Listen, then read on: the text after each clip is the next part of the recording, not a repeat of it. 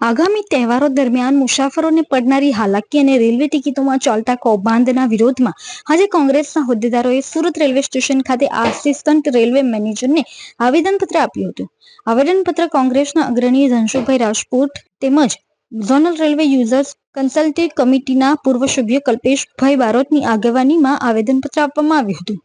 આ આવેદનપત્રમાં કોંગ્રેસના કાર્યકર્તાઓ તેમજ મહિલા કાર્યકર્તાઓ પણ જોડાયા હતા. તેમના દ્વારા રેલવેની વિવિધ સમસ્યાઓ પણ ધ્યાન દોરવામાં આવ્યું હતું. કલ્પેશભાઈ બારોતે જણાવ્યું હતું કે તહેવારો દરમિયાન મુસાફરોની વધતી ભીડને પહોંચી વળવા માટે રેલવે દ્વારા વધારાની ટ્રેનો દોડાવવાની જાહેરાત તો કરવામાં આવે છે, પરંતુ તેનો પૂરતો લાભ સામાન્ય મુસાફરોને મળતો નથી. આ ઉપરાંત તેમને રેલવે ટિકિટોના કૌભાંડ અંગે પણ ગંભીર આક્ષેપ કર્યો હતો. કોંગ્રેસના આગેવાનોએ કહ્યું કે રિઝર્વેશન ટિકિટોમાં મોટા પાયે ગેરરીતિ ચાલી રહી છે, જેના કારણે ગામડે જતા મુસાફરોને પારાવાર મુશ્કેલીઓનો સામનો કરવો પડે છે.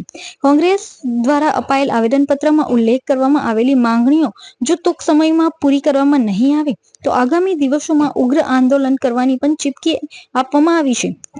આ આવેદનપત્રના વિરોધ કાર્યક્રમમાં કોંગ્રેસના અન્ય આગેવાનો અને કાર્યકર્તાઓ પણ મોટી સંખ્યામાં હાજર રહ્યા હતા. જી, આજે આવેદનપત્ર આપવામાં આવેલું છે. કઈ સમસ્યાઓને લઈને કઈ માંગણીઓ?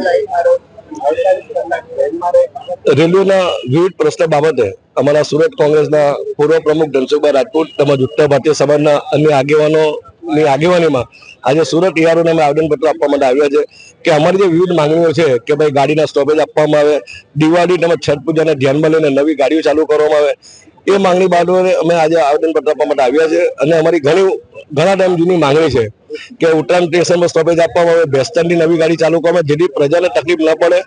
ભૂતકાળમાં વધુ પડતી ભીડને કારણે ઘણા પેસેન્જર મૃત્યુ પામ્યા છે, ત્યારે ભવિષ્યમાં આવો કોઈ બનાવ ન બને એટલે એડવાન્સમાં તકેદારી રૂપે રેલવે પ્રશાસન પોલીસ બંદોબસ્ત ગોઠવે અને જરૂરતમંદ જે પેસેન્જરો છે તે લોકોને અગર સગવડ ન પડે એનું ખાસ ધ્યાન રાખવા માટે પોલીસ બંદોબસ્ત ગોઠવે.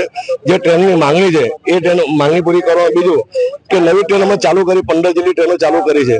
એ ટ્રેનનું બુકિંગ ખુલતાની સાથે જ 1 મિનિટમાં ટ્રેન બુક થઈ જાય છે. તો એમાં કયા એજન્ટોની મુખ્ય ભૂમિકા છે એની તપાસ થવી જોઈએ.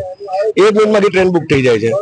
જરૂરિયાતમાં લોકોને ટિકિટ મળતી નથી. એજન્ટને જો પૈસા આપે, એક ટિકિટના 2000-3000 રૂપિયા આપે તો લોકોને ટિકિટ કન્ફર્મ મળી જાય છે. તત્કાલ ટિકિટમાં પણ ખૂબ મોટું કૌભાંડ ચાલી રહ્યું છે. એટલે આજે અમારા ઉત્તર પ્રદેશનો આગેવાન, અમારા મહિલા કોંગ્રેસ આગેવાન રહીસાબેન, સંજુબેન, બેબીસિંહજી, આ લોકોની આગેવાનીમાં અમે આજે રેલવે ઈઆરઓને આવેદનપત્ર આપવા માટે આવ્યા છે. અને અમારી જો માંગણી સંતોષવામાં ન આવશે તો 1/10/2025 ના રોજ સુરત રેલવે સ્ટેશન ખાતે પેસેન્જરના હિત માટે રેલ લોકો આંદોલન કરવામાં આવશે. જી, આજે કયા પ્રકારે આવેદન આપવા આવેલા છો અને કઈ માંગ લઈને? સુરત અને ઉધના એ સાઉથ ગુજરાતના જે કામદારોનું એક અવર જવર માટેનું એક સેન્ટર છે. એ સેન્ટર હોવાને કારણે આખા સાઉથ ગુજરાતના લોકો, તમામ કામદારો પોતાના વતન જવા માટે યુપી, બિહાર, ઉડીસા, મહારાષ્ટ્ર, રાજસ્થાન ના જે લોકો છે તે પોતાના વતન જવા માટે દિવાળીના વેકેશનમાં તૈયારી અહીંયા આવતા હોય, એક જ જગ્યા ભેગા થવા હોય. સુરત તરફથી આપણે વારંવાર એ લોકોને અમે રજૂઆત કરીએ છીએ કે તમે એવી કોઈ વ્યવસ્થા કરો કે લોકોને જે હાડમારીઓ થાય ને 10,000 15,000 માણસો ભેગા થઈ જાય ને પછી તમે ટ્રેનો મૂકો, તો એના કરતા તમે પહેલેથી એનો ચાર્ટ તૈયાર કરો, રિઝર્વેશન ચાર્ટ તૈયાર કરો અને એને પછી કેટલી ટ્રેનોની જરૂરિયાત છે તેની વ્યવસ્થા કરો.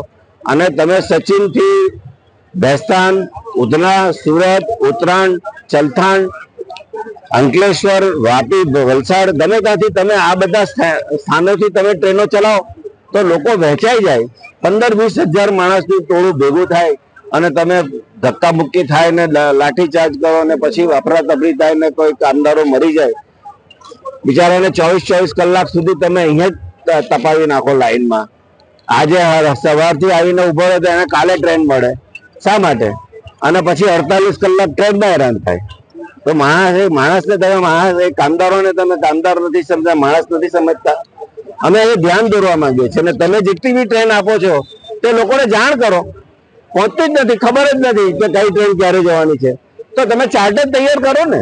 આજે કયા મુખ્ય મુદ્દાને લઈ આવેદન આપવામાં આવેલું છે અને કોને આપવામાં આવેલું? આ જ મુખ્ય મુદ્દા છે ને અમે જનરલ મેનેજર મુંબઈને રજૂઆત કરવાના છે.